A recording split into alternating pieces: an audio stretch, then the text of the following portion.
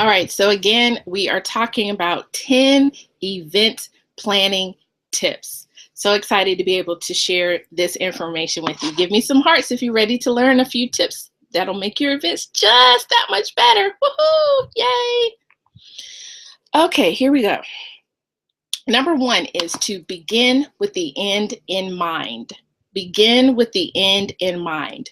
And you might want to be sure to stay till the end of this scope because I have a very, very exciting announcement for you that I forgot to share earlier. So I'm just going to wait till the end to share it, but you want to stay around for it. All right. So number one is begin with the end in mind. So what do I mean by that? That means what do you want your event to accomplish? What are the outcomes, the objectives?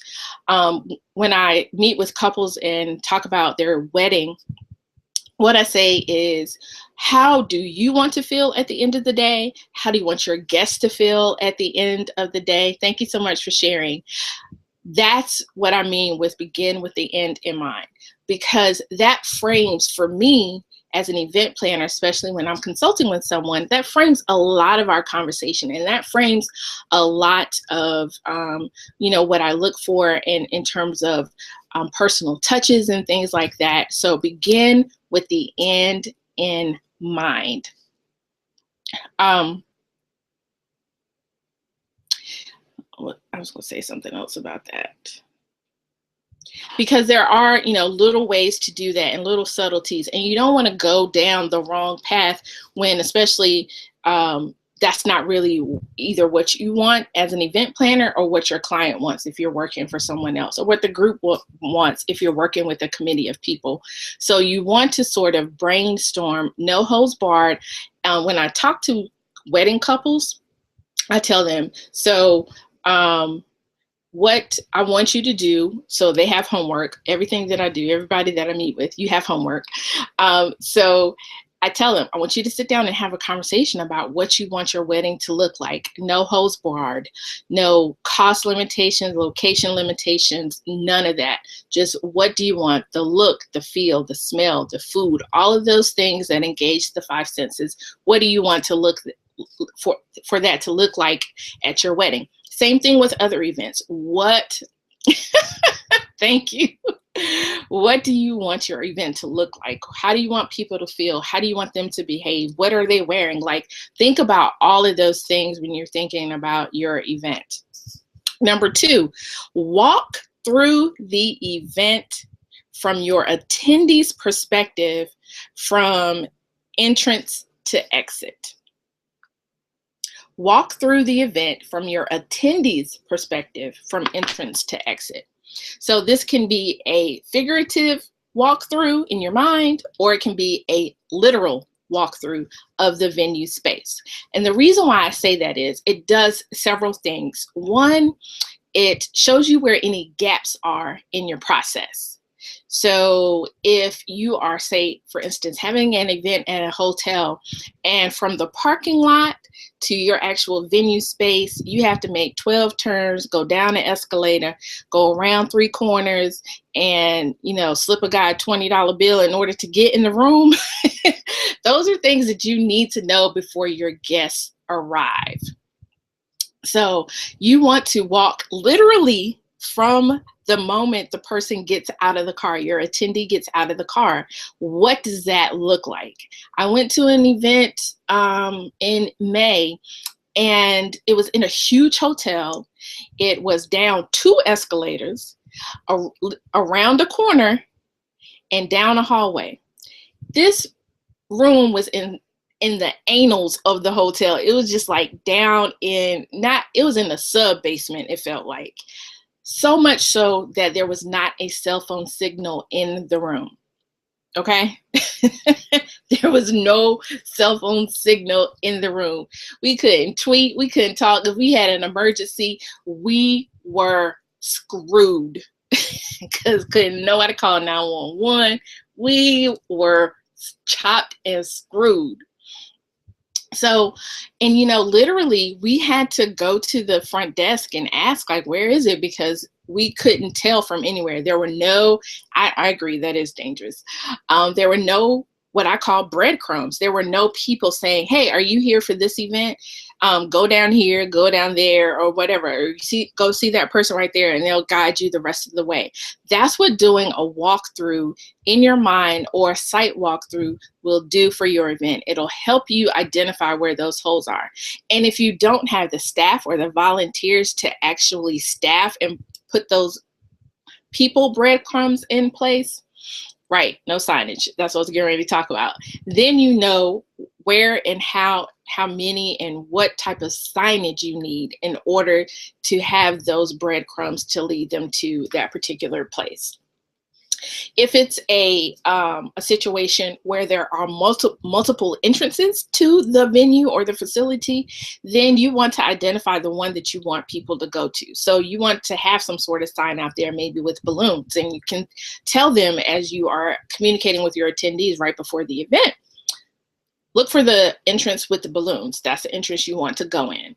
As opposed to, again, like in hotels, they sometimes have multiple entrances that you can go into.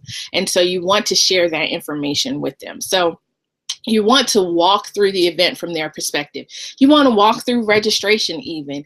What does that look like? If you have 400 people coming and 2 registrars, that's going to be a problem. Even if they're not all coming necessarily at the same time, you're going to have a line the entire time.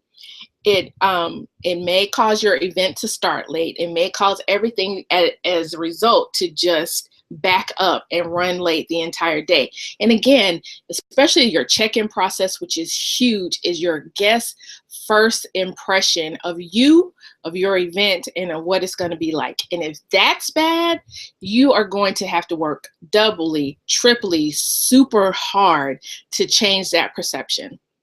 So you want to start off, with an amazing perception with that. So walk through the event from your attendee's perspective, from entrance to exit. What does that look like? And that will really just help you, again, identify gaps and holes where you need people and or signage, where you need to tighten things up, or where you may need to communicate with your attendees prior to the event in terms of giving them any sort of additional direction. I always consult that when I go to events, especially natural hair events. That email that I get 48 hours before the event is crucial to me. That's in my phone. I save it. I even take a screenshot of it in case I can't find it on my phone for some reason, because hopefully it has some instructions in there about parking, especially if I'm going out of town. Like if I'm not familiar with a place, I need to know where to go. I need to know where I can park. I need to know if there are any particular concessions as it relates to this event and my attending there. So, it's important that in order for you to be able to communicate that, you have to know, excuse me, what that looks like. You would have had to go through a walkthrough to know exactly where to park, exactly where to go, what entrance, who to look for, what sign to look for, etc. So how many registrars for 400? I say you need at least 5 or 6. And that also depends on the type of ticket types you have, in my opinion. So if you have some sort of VIP registration or a speaker registration or vendor registration, like you need lines for all of those different types of people. You need at least 1 line for your speakers and any VIPs. Well, actually, you could probably put speakers and vendors together if you wanted to do that. You can. You also need a line for VIP, depending on what type of event it is, and then you need your regular registrar's line. And it can be a combination of people actually sitting down at a table and doing that, or if you have the technology to be able to do this, people to walk around with iPads and iPad minis and tablets of some sort, because especially with Eventbrite, there is a check-in manager on it where they can either scan the ticket with the camera phone or they can look up the person's name and check them in at the event. So with a little bit of technology, you can have some people kind of roaming. You definitely at that point, especially if you have a line of people and you have VIP or people that you have sort of guaranteed to be able to go through the line pretty quickly, you want to have line checkers and crowd control out there to be able to identify or those people and say, if you are VIP, come step out of line, step over here, and I'll take you to the VIP line.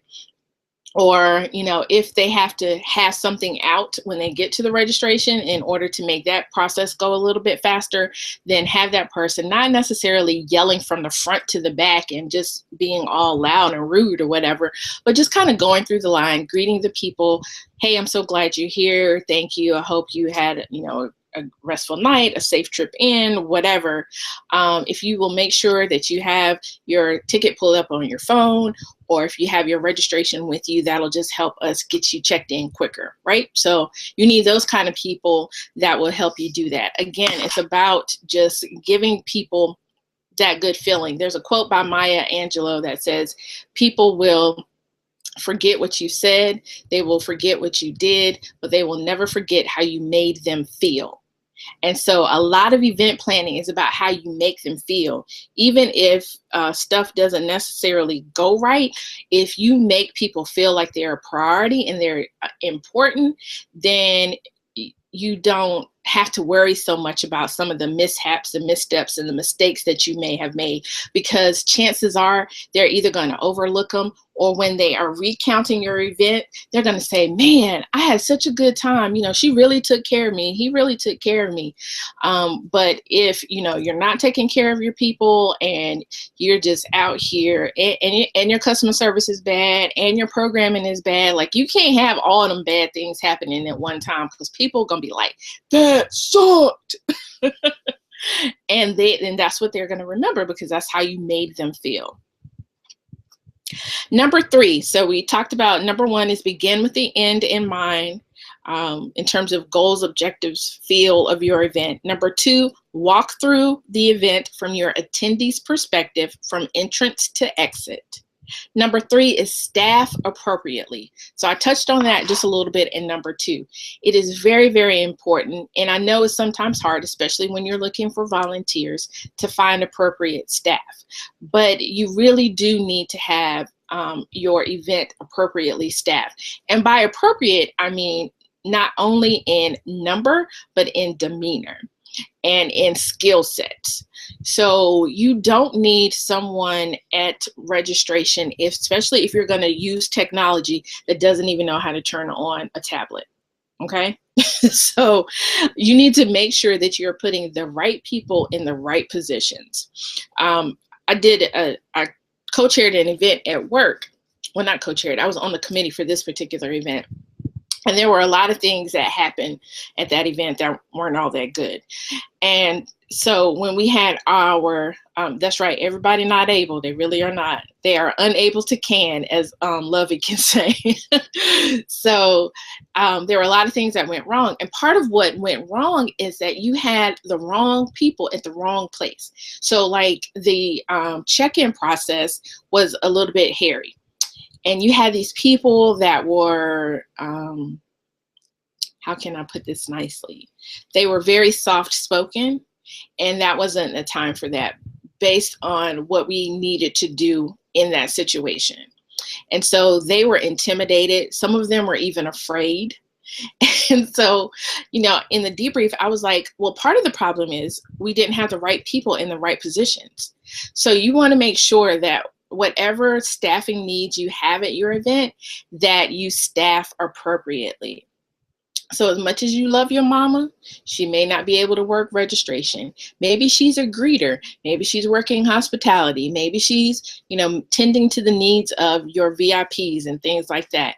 But if she don't know how to work this, then yeah, that may not be the move for her.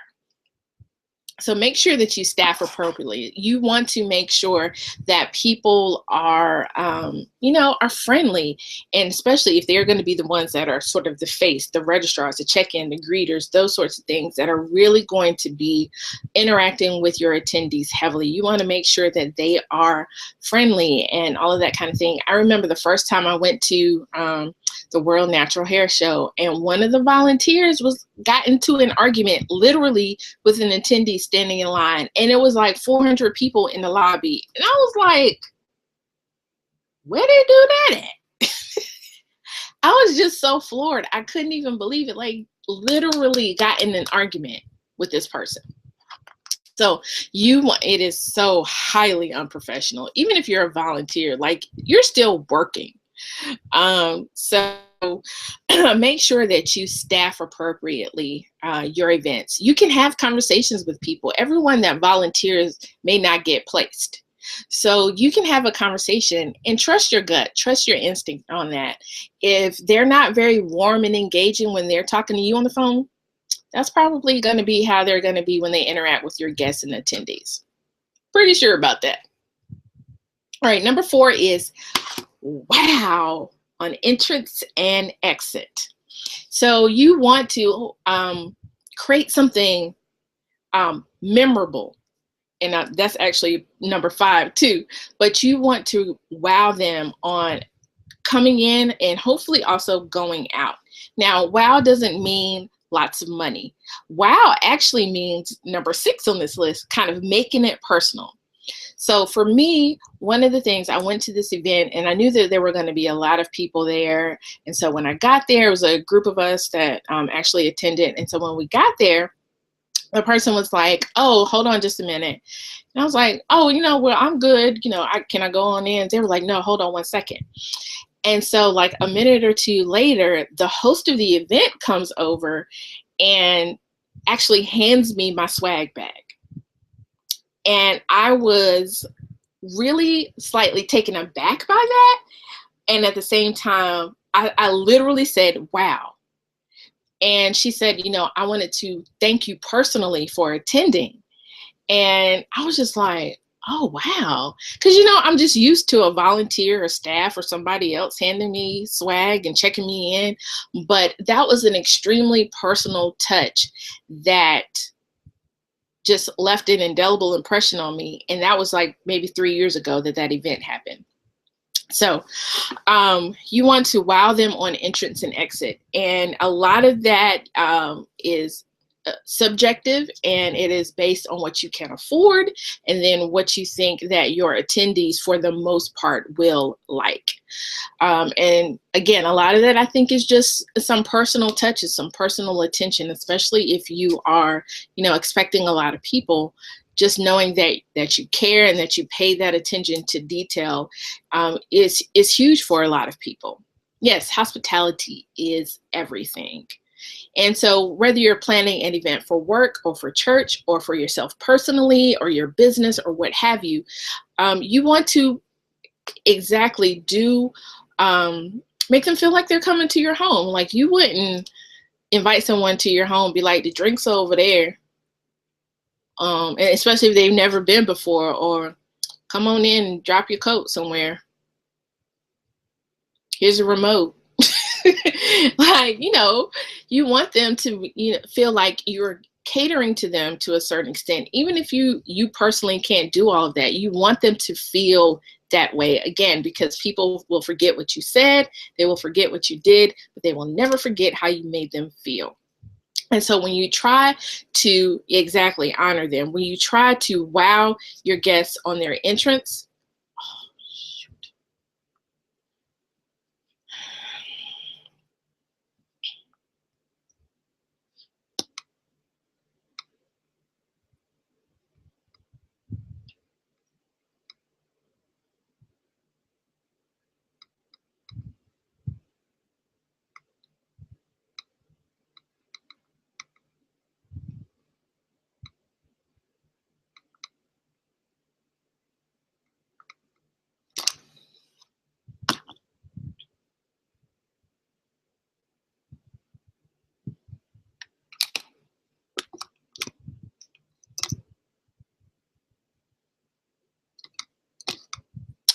Sorry about that. You know, sometimes Periscope won't let you be great. Thank you. If you'll do me a favor and swipe to the right or swipe down or up and share this with your followers, I would greatly, greatly appreciate it.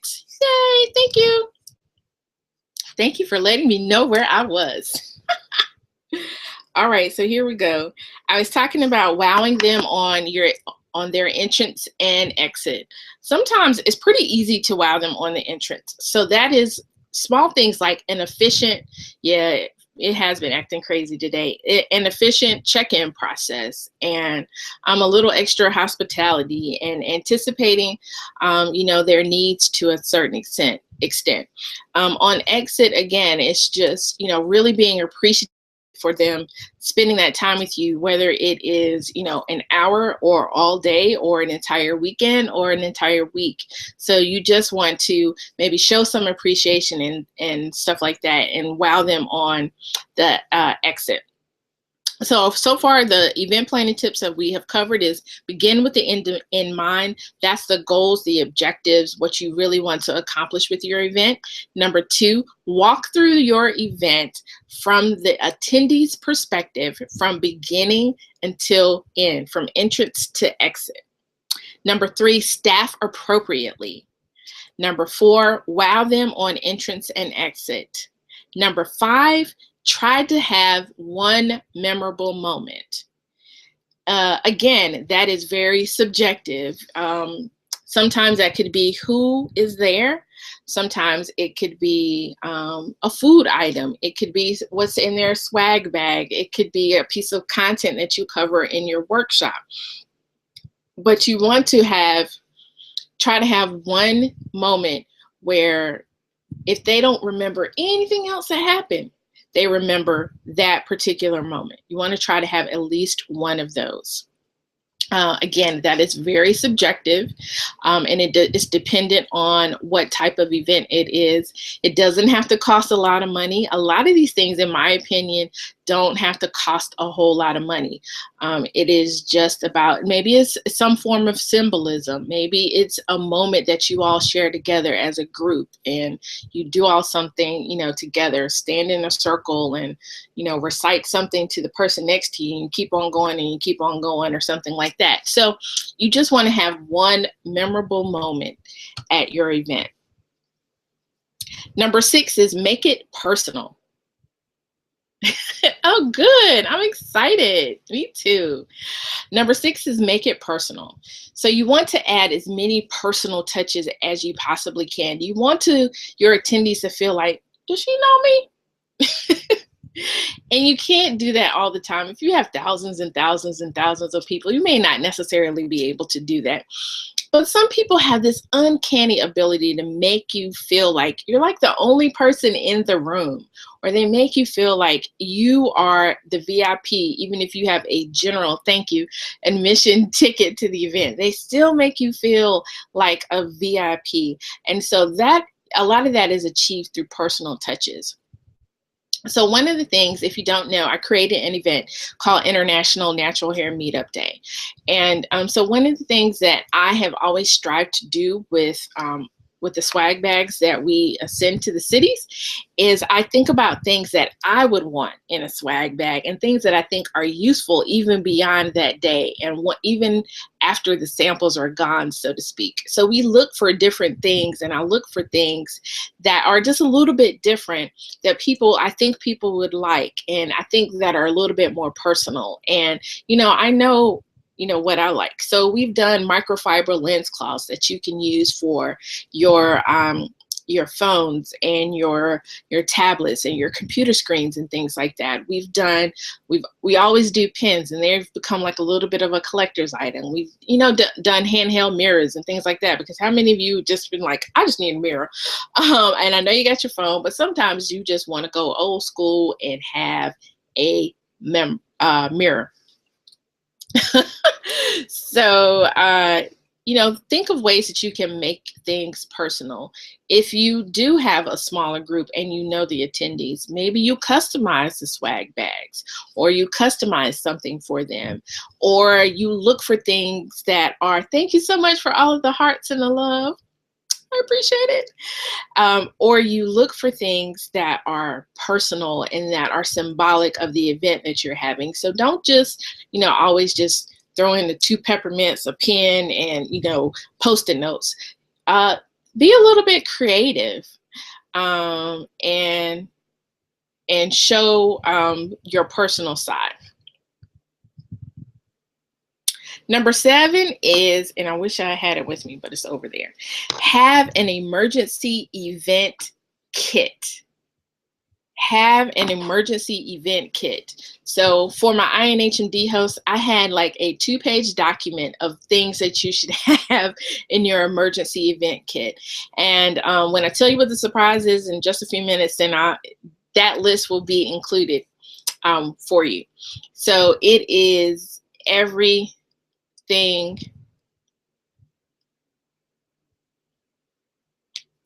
It is everything from water, medicine, Q-tips, scissors, tape, all sorts of things, to extra pens and all the things that you may need, a lint roller, mints, all kinds of things that are in the event kit.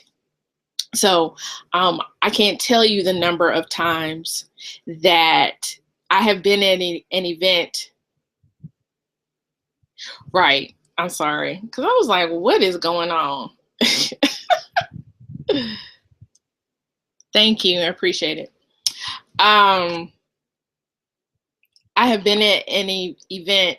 Hey, I have been at an event and needed something and I didn't have it. And I either had to send somebody to Walmart or to a drugstore, to Office Depot or something like that, or I had to run home and get it. So what I have done is always try to have a little bit of an emergency event kit ready. And then if there are other things that I need to throw in there, then I will do that. So I'm going to give you access to my list, but you have to stay till the end to know how to access it.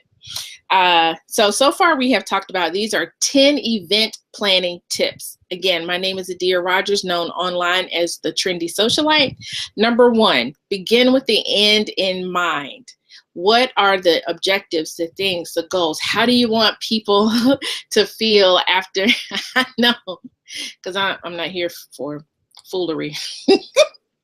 Begin with the end in mind. What kind of things do you want? How do you want people to feel at the end of your event?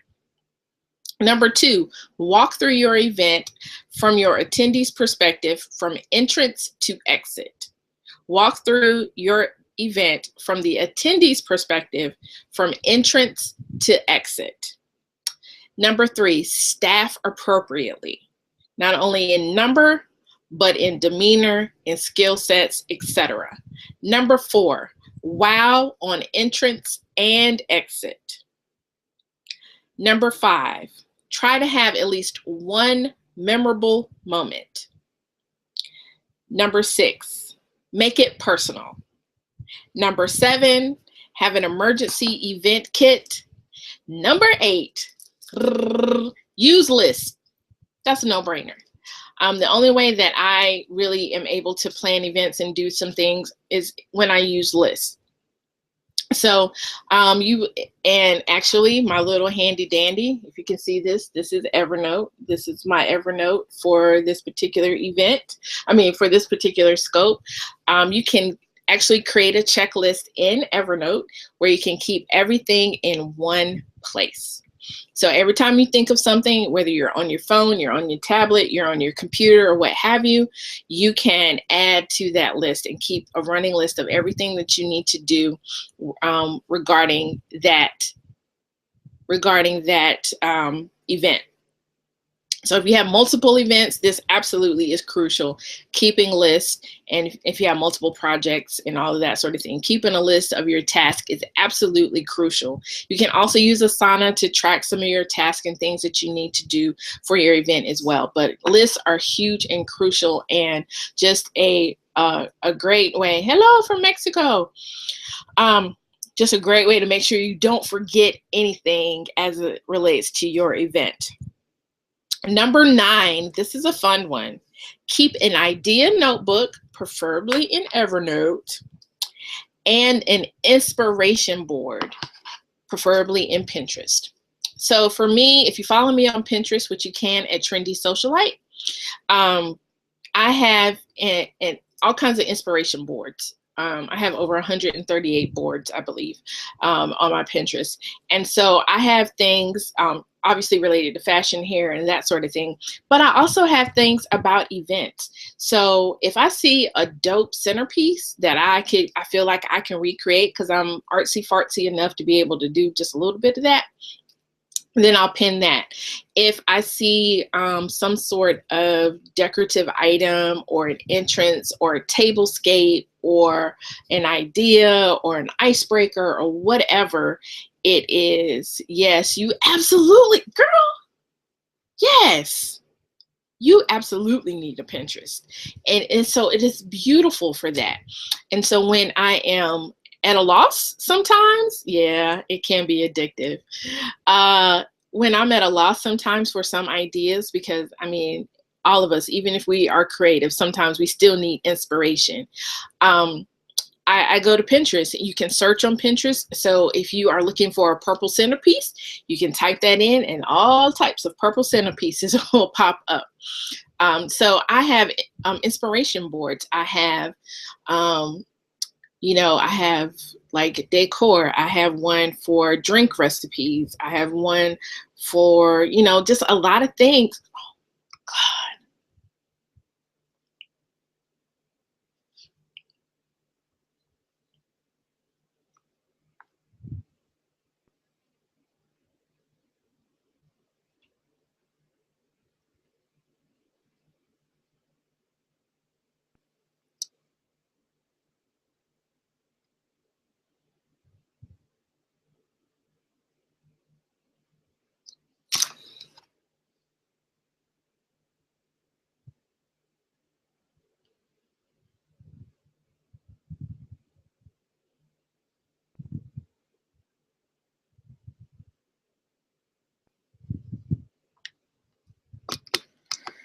Hola!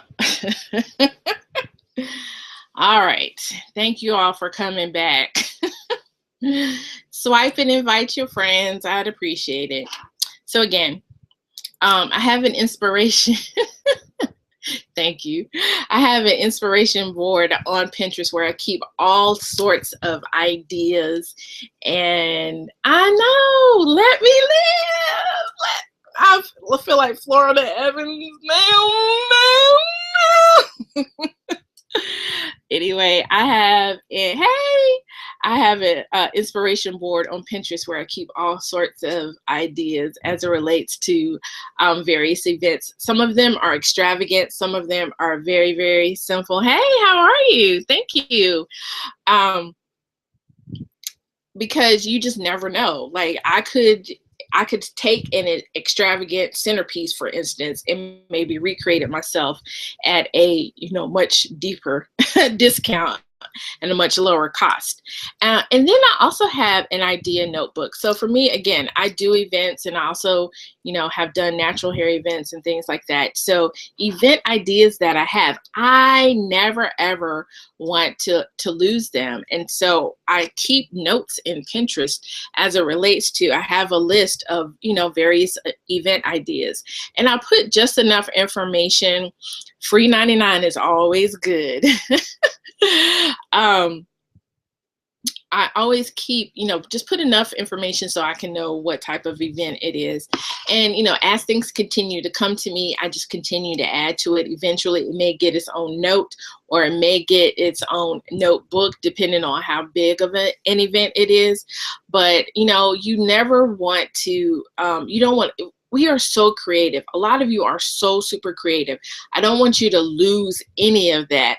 So, Evernote is a great place because, again, you can track that on your phone, on your desktop, on your tablet, all of those things. So I keep event inspiration ideas and types of events that I may want to do in a note in Evernote. All right. So that was number 9. I'm going to go back through really quick, and then we're going to do the last one. The last one is some good stuff that I got to share. So we're talking about 10 event planning tips. This is my 10 at 10, Adeea Rogers, the trendy socialite.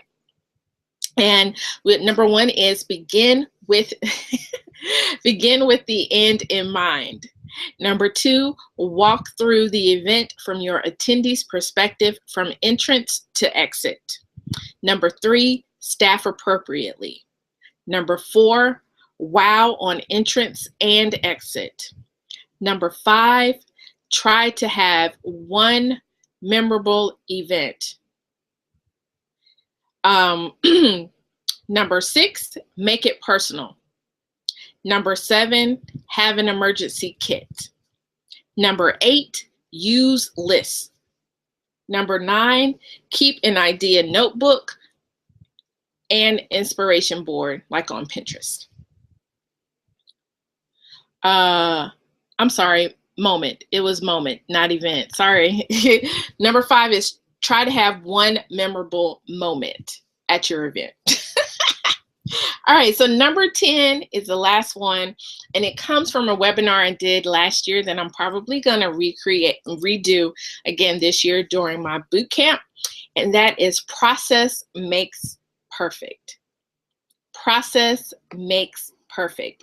So I talk about a process in the 3 Ps of a successful event that I think we should all consider and think about when we're planning events.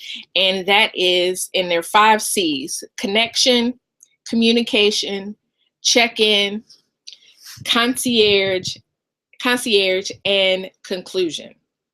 So the first one is connection. This is things like content that you provide that helps move your target audience from just being part of the community to being part of your cohort. If you've ever heard me teach on the passionate engagement model, that actually comes from that. So you want to move people from the larger context of just your community. So say, for instance, the natural hair community, to those people that are your direct supporters, that come to your events, that buy your products, that employ your services, what have you. Connection is also where the real work starts, because that's how you're going to get, that's the pool of people that are going to ultimately be the attendees at your event. It also, when you make that connection with people, and I'm going to go through each one. When you make that connection with people, it creates a relationship with ultimately what you hope to be your target audience. And they are the ones that are more, thank you, they are the ones that are more likely to support your events and endeavors. And when you connect with people through your content primarily, this establishes you as a credible source, answers the "who does she think she is" question, right? So the connection are the emails that you send, the content that you post on social media as it relates to your event, and all of those things. That's making the connection with ultimately who you would want to attend your event. So that is the first C, connection. The next C is communication. So that is things like videos on your sales pages. I don't know if you knew this, but Social Media Examiner said that sales pages, whether it's Eventbrite or an actual web page that have videos at the top, have a higher conversion rate than sales pages without those items. So try to always, even if it's just like a flipogram or really, really quick video of still shots that you set to music, try to put some sort of video at the top of your sales page, and that actually increases your conversion, which equals ticket sales. That's what conversion is, sales. So I suggest that you create maybe 3 types of videos. And so what you want to do is do all this stuff up front, right? So you want to do, especially if it's a larger scale event, and one that you really want a lot of people to attend and support and what have you. So you want to have the sales page video that I talked about, the video that is at the top of the page that talks about what your event is, especially if you have some history there and you've done the event before, or you've done events period before. You can talk about what happens at your event. And then you want to also do, and I think that this is a really, really good one, to do a thank you video once people purchase tickets to your event. So you want, and that one can be like 30 seconds, 45 seconds tops. Just really a, hey, thank you so much for purchasing your ticket. Always give them some sort of call to action. So say, I'm so glad that you're going to be with me at this particular event. Now, if you wouldn't mind sharing this event with your friends, let them know you're attending and that they need to hurry up and get their ticket. Be on the lookout for more emails from me. Bada bing, bada boom, you're out. All right, so some sort of little thank you video on the ticket purchase on the ticket purchase once people purchase tickets to your event, or so on the ticket purchase page, and like an Eventbrite, they get that automatic email. You can add that there as well. And so these are, again, are going back to the earlier tip. Thank you. Going back to the earlier tips on wowing them on interest and exit, making it personal, and even giving them a memorable moment. I don't know that I've ever received an email back from somebody that had a video in it. So that thanked me for purchasing a ticket, not from a person of color anyway. Oops, sorry. I'm kidding. I have maybe a couple, but I mean, it really hasn't been many, and definitely not from a natural hair event. Then the last one is what to know about your event confirmation video. So maybe you do one a little bit closer to the event that you send to your ticket holders that have any updates, that have things that they may need to know about the venue, especially as it relates to parking or what entrance to go into. Again, reinforcing your excitement, updating them on anything that has been added or changed or confirmed or what have you since they have purchased their tickets. And again, thanking them, reminding them, telling them what to bring. Make sure your devices are charged. You want to make sure that you're selfie ready and all of this kind of stuff. Sharing all of that information with you, with them in that video. Again, video is just really, really personal. Like email is good. Email is good. So if you don't have access to video, if you absolutely just are terrified and don't feel comfortable, then you can do email. But something about someone receiving a video with your bright, smiling face on it and your voice and your inflection and your enthusiasm, it just makes them that much more excited and ready to come to your event. And then when you also communicate with people, make sure that you're answering questions, and that this is huge. And if you are one of my INHMD event hosts and you're in here, I need for you to tap on this one. Communicate the value of your event. Where have you heard that one before? What's in it for them? And you can communicate that through posts, videos, blogs, email, etc. So again, for me, I always say, why should I get up, put on my makeup and my good clothes, drive cross town, cross state lines, whatever, to attend your event? Like, really, what's in it for me?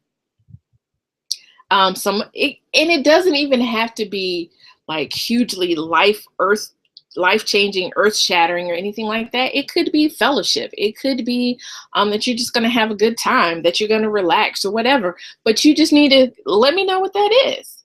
And then at that point, I can make a decision about whether or not, I want to attend and things like that. So always communicate the value of your event, what's in it for them. The next C is check-in. And we talked about that when walking through the event from your attendees' perspective. Make sure that you set up an infrastructure to help close the loop and pre-troubleshoot any problems, and remain connected. When you're at the event, especially if it is your event, this is not the time for you to put your cell phone down, okay, or away. This is the time for it to be on your hip, in your hand, so that if your staff is texting you, your volunteers are texting you, if there are some issues that are arising, that you are accessible, and people either don't have to chase you down, or they don't have to look for you or make some judgment call and potentially make the wrong decision. So you want to make sure that you stay connected during the check-in process. The next thing is concierge. And essentially what that is how to handle guests and attendees once they arrive at your event. You want to make sure that you overstaff and or have staff on standby and ready at a moment's notice. So if there comes a situation and you need to, need some extra people, that you either are overstaffed so you can, account for that, or if somebody doesn't show up, or if you have to move people around, what have you, that you have some extra staff on hand that should be able to help you with that. You want to make sure that you assign your staff to people, areas, tasks, program elements, and to observe your event. Again, you want to assign people to people.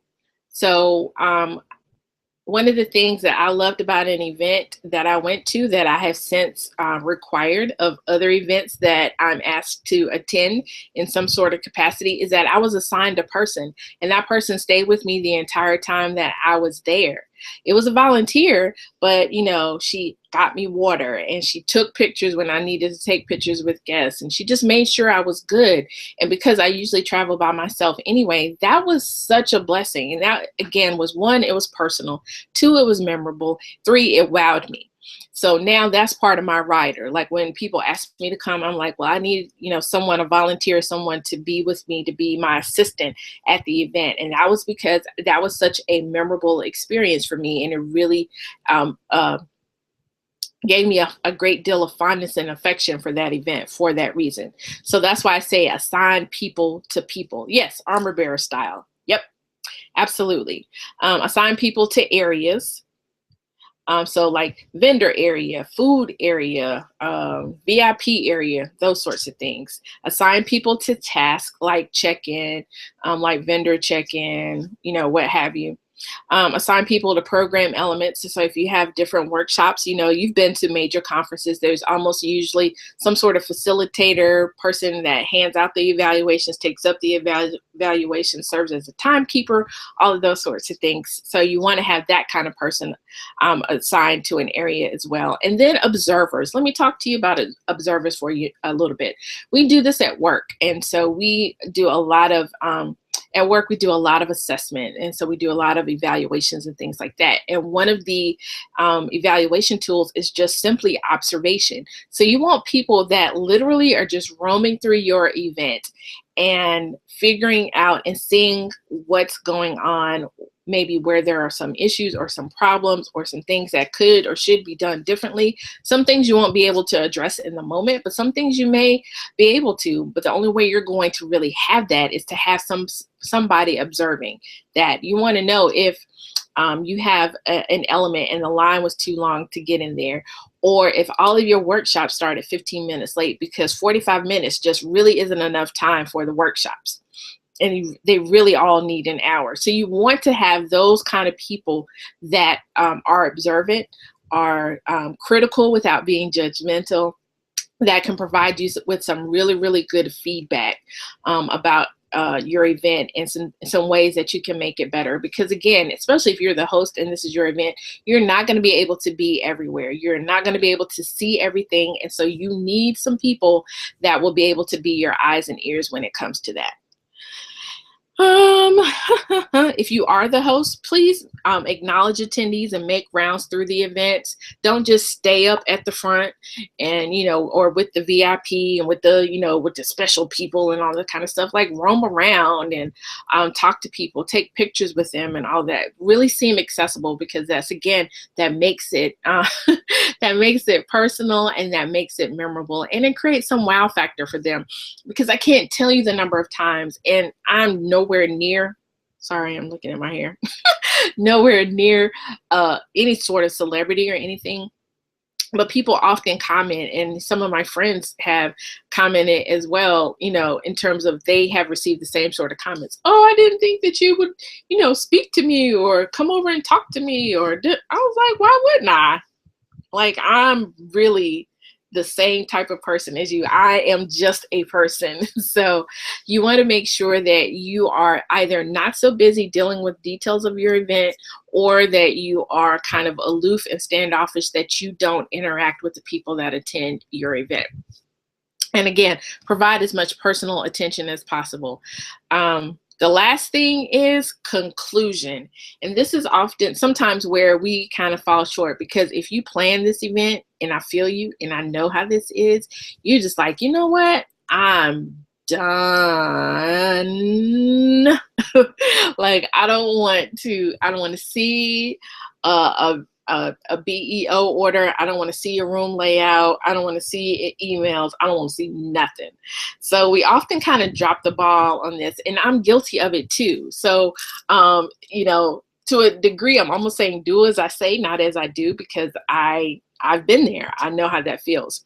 But you want to be sure that you do some wrap up and some conclusion. And I suggest that you even do this during the planning phases, during the planning stage, so that, if you do all of a sudden go into hiding and become a recluse after the event, it won't be so detrimental and it won't be so bad. But it's never too late to reach out and to thank people and all that kind of stuff. It's never too late to do that. But if you set it up during the planning stage, then that is done, and it's taken care of. So you want to do maybe a thank you video. You probably need to log back out and log back in order to maybe unfreeze your screen. So maybe do a little thank you video. Again, like no more than a minute, where you thank them for coming. Hope they had a good time. Maybe do a teaser or a shout out if you're going to do another event soon, or how they can connect with you and become a part of your community or tribe or a customer or what have you. Talk to them. If you're going to do some post-event survey, there's a survey attached. If you would, take a few minutes and fill this out for me. It really just helped me plan events that are to your liking, and let me know what you liked and didn't like and how I could do things better for you in the future. Blah, blah, blah, blah, blah. Again, like a minute and you're done. Also talk about next steps or events. So a lot of times, and especially I always say this to first time, no, you didn't miss the surprise.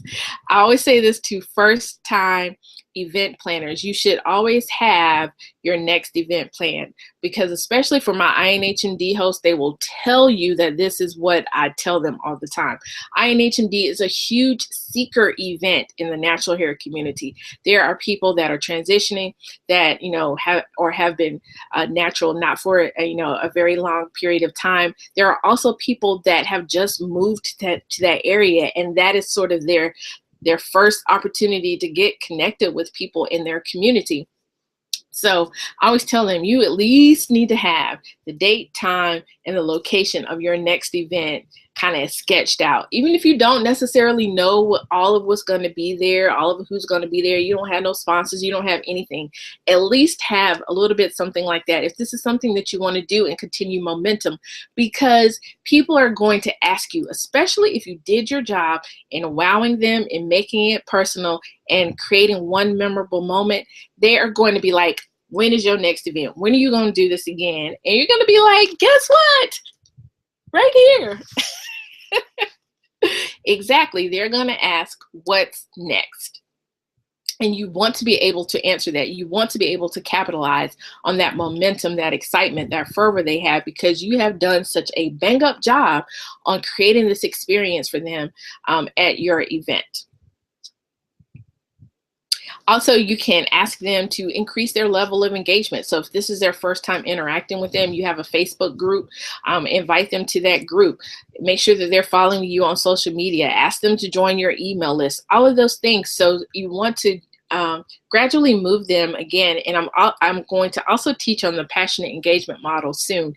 And you want to move them from that larger community into from the crowd, from community to crowd to cohort to core.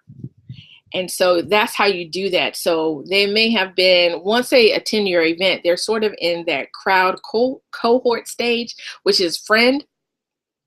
Yes, absolutely. Fortune in the follow-up. That's good stuff. And so once you say, follow me and connect with me and that sort of thing, you want to increase their level of engagement and followership of you.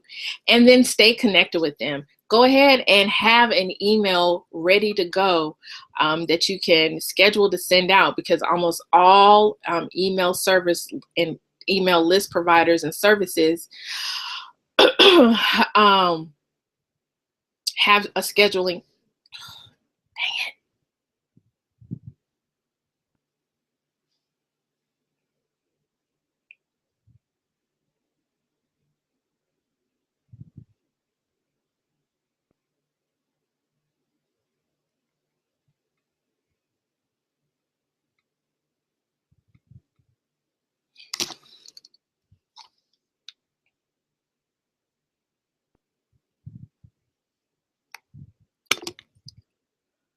I'm telling you, won't let me be great.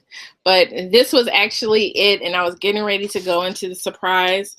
So you want to, again, just make sure that you stay connected, and that you ask them to stay connected with you. So again, you want to have that email already ready to go. Yeah, schedule it to send the next day, the Monday after, a week later, whatever you want to do for that particular event. So tap, tap, tap. I need some taps if you want to hear the surprise. I need a rainbow heart party if you want to hear my surprise. Some of you may already have peeped this if you follow me on Instagram. But so what I am doing and have done is, I'm actually going to show you. So hold on one second.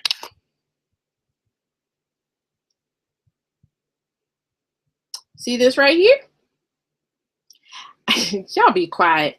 Be quiet, Nisha. See this right here? I'm actually recording this on a separate device. I'm doing it via Google Hangout for you all. So what does that mean? There is now a web page on my website. I don't even try. You're so mean. There is a page on my website that will have the full replay, not all these multiple parts where Periscope is crashing, that will have the full replay of this event available for you. So what is up there right now, I didn't do it right the first night, so that one isn't up there, the one on Evernote, but I may try to record that for you. But what is up there is last night's Periscope on the 10 clues to finding your purpose. So it's over an hour, but it's up there. This one will also be up there. And so I wanted a way for you to be able to access it after even the 24 hours that the replay is up on. No, I don't work. Let me see you playing.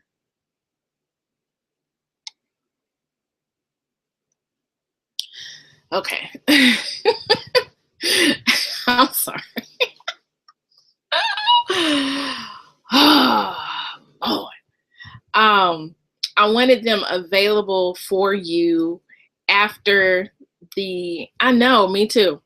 After the replay is done and you wanted to access it, because I'm hoping that you think that this is good information and valuable, and you may want to refer to it someday. So I have done that for you. I wanted to make sure that it was up there.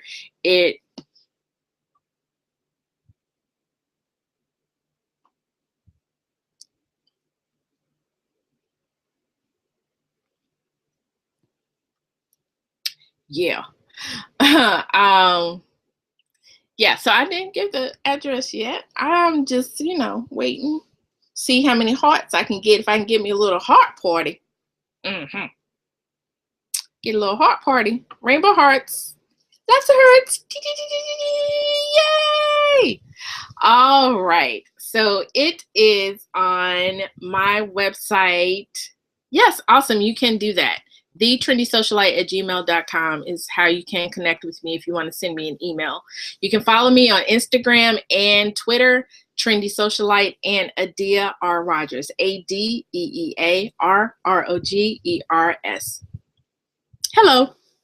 All right, so the Periscope replays are available at AdeeaRrogers.com, AdeeaRrogers.com/10AT10. So 10 at 10. AdeeaRrogers.com/10, the number 10, AT10.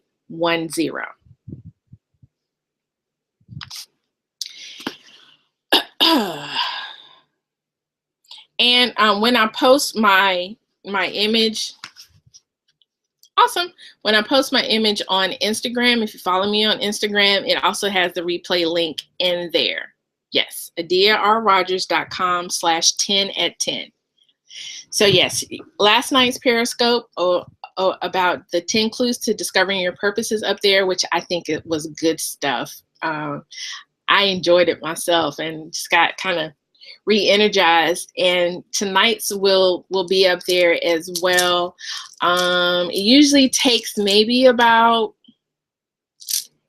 20-30 minutes to load or something like that. So once it's up on the site, then I'm actually put the link up and embed it onto my page.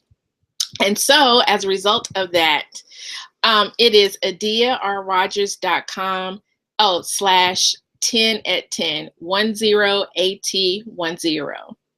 adearrogers.com 10AT10 /10AT10. So also what I will, thank you for putting that up there. Also what I will do is that event emergency kit checklist, that there will be a link to that underneath the video for tonight as well. So yay! Hearts, hearts, hearts, hearts, hearts if you like that. You know, I be loving y'all, man. All right, so let me go ahead and tell you that when you look at the video, you will see that I'm not looking at the webcam. So I'm looking at the my phone for Periscope. All right. So, but you can still see my bright and shining face. It'll just be in a non-direct eye contact sort of way. So don't think I'm avoiding you, but all of the audio, all of that kind of stuff is there. Unfortunately, you won't be able to see like the chat and all the hearts on this one, but I figured you wouldn't mind that too much if you had an opportunity to just, you know, get everything and all of the information that I've shared and write it down at your leisure. Okay, we're good. So there are no 10@10s on Friday, Saturday, and Sunday. I take the weekend off. I couldn't do it this weekend anyway because I'm going to Return of the Curls in Hampton, VA. Holla! So I will be busy Friday, Saturday nights at 10 o'clock anyway, so I couldn't do it. But yeah, I cannot wait. It's gonna be so much fun. I'm so excited. I actually need to hop off so I can pack my clothes. I'm looking because I got laundry and I got to pack my clothes and stuff like that because I'm leaving. I got a busy day tomorrow. Oh my God, it's crazy. Anyway, so there are no Periscopes on Friday, Saturday, and Sunday. The one I'm doing Monday is primarily for people in ministry. So if you are a pastor, preacher, lay minister, head of a ministry, whatever, I'm talking about the 10 ministry uses for Periscope. I think it is a game changer for people in ministry to use Periscope. I follow a really great pastor on Periscope. And so I'm just like, I've been tagging all of my friends that are I will at the end. I know I'm gonna miss y'all too. Now I'm gonna be scoping. I'm just not gonna do my 10@10 scope. I'm gonna be scoping because I'm scoping from the event. I'm gonna scope on my way because I'm driving. And no, not Dr. Sims. It is Pastor Tim Findley. He does really good ones. I mean, they're just kind of laid back. They're not maybe as structured as Dr. Sims because I follow him too. It is Tim Findley Jr. TimFindleyJr. Natural Nicole. Hey, boo. Hey. Now, if y'all aren't, I mean, I'm pretty sure all of you all are following Natural Nicole. If you're not, I'm going to need for you to get your entire life and almost click off this and follow her because she is helping me get my entire life as it relates to monetizing thyself. Scout's honor. Yes. yes. And you know, sometimes I'll be like, Nicole, why are you fussing at me though? I'm getting it together. I promise I'm trying. But it comes from such a good place because she wants rich friends and I want rich friends and I want to be her rich friend. So no, I don't. Yes, Nicole is definitely, yes, you do. You yell at us.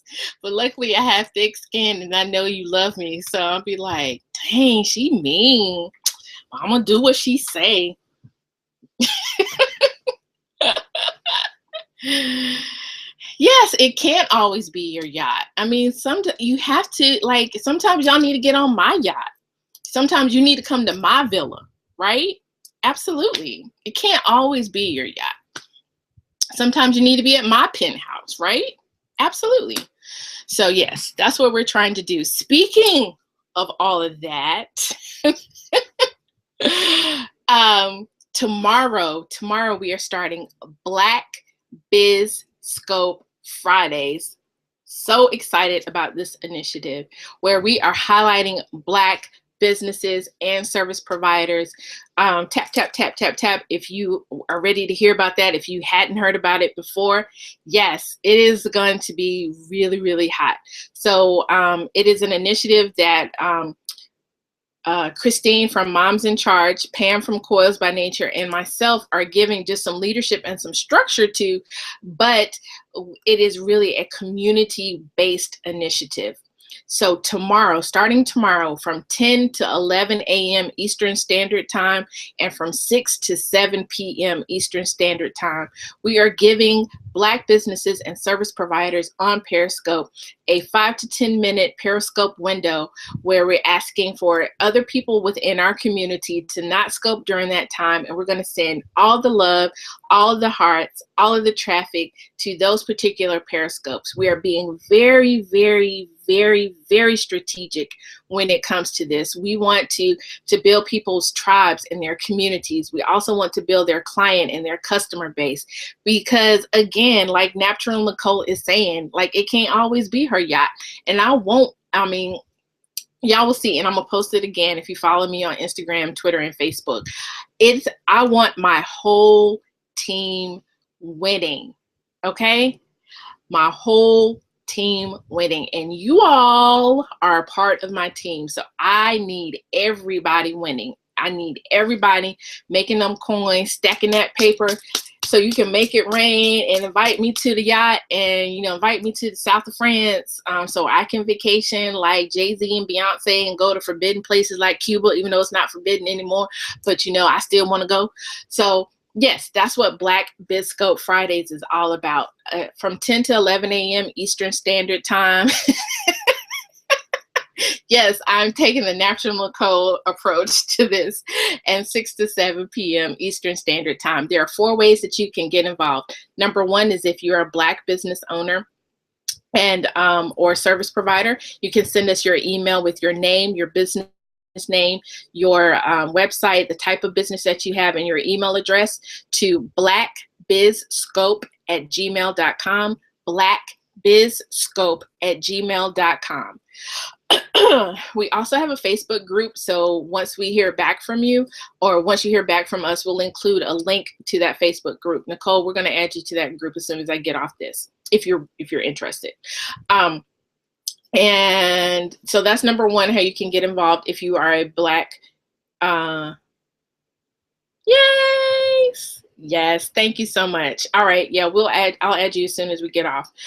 So that's number 1. Number 2 is to follow everybody. So tap the little guy in the corner and make sure you're following everybody that's in this Periscope. When we're doing the scoping tomorrow, make sure you follow other people in the scope. This is an amazing family-like community, and I've met some amazing people. Some of them I already knew from other platforms, but I've actually just met some people on Periscope that I absolutely love and adore already. And so we are all about building your tribes. One of the things, and I meant to do a Periscope about it earlier today, so I may hop back on and do this Periscope, is I'm seeing a lot of people that are, you know, asking how can they build their tribe, their squad, their community, and there are some definite ways to do that. And so I have some ideas about that. I may hop on as soon as we get done with this and share those with you. And so that's what we're trying to do with that. So follow everybody. Number 3 is to share. We have 2 hashtags. The hashtags are Black Biz Scope, BlackBizScope, and Pass the Scope, because that's what we're doing with this. And that's actually the last one. So we're doing Black Biz Scope. So we want you to share on your social media that this is coming up tomorrow from 10 to 11 a.m. Eastern Standard Time and 6 to 7 p.m. Eastern Standard Time, using Black Biz Scope and Pass the Scope. And the last thing is to support with your dollars. So, you know, we are literally, some of us are trying to clothe and feed our families, clothe and feed ourselves. The Black dollar stays in the Black community an average of about 6 hours right now. It may even be less than that at this point. And so what we're trying to do is to contain our wealth within our community as much as possible, because that is huge. That is how we reverse some of the things that are happening in this country. And that's how we right some of the wrongs. And that's how we actually improve our future, is by doing that.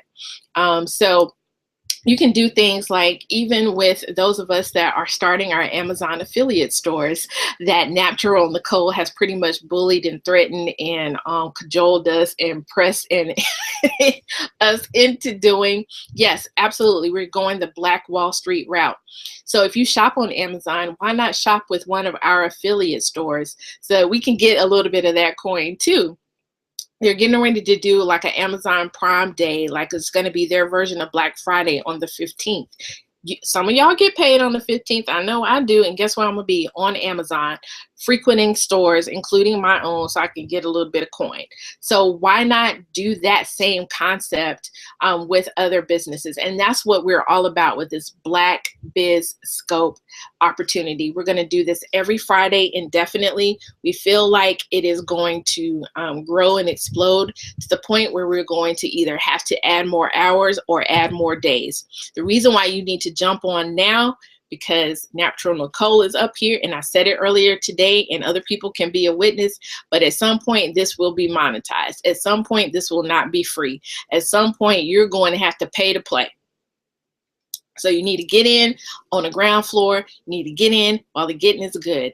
Periscope is an amazing platform, and you are going to be changed and amazed, and you're going to increase your tribe and your community simply by being a part. The stats that came out yesterday is that there are 7.2 million Periscope users, and that there have been 36 million videos already generated on Periscope, and Periscope has only been around since March 26th. 36 million videos, 7.2 million users in what?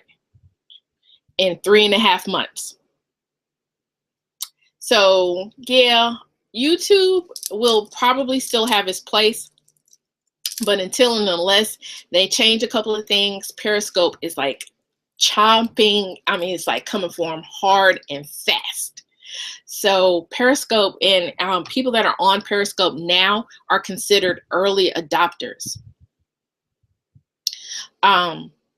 And you want to be an early adopter, because this is the time where you can really get a good bulk of people before things get saturated. This is where you can establish yourself as an expert and as the authority and the credible voice and source in your field. So this is a prime time to do this, and I'm so excited to work with Christine of Moms in Charge and Pam of Coils by Nature on this. We are all about community. The one thing I can say about the three of us and a lot of people in my squad is that we don't just talk about it, we bees about it.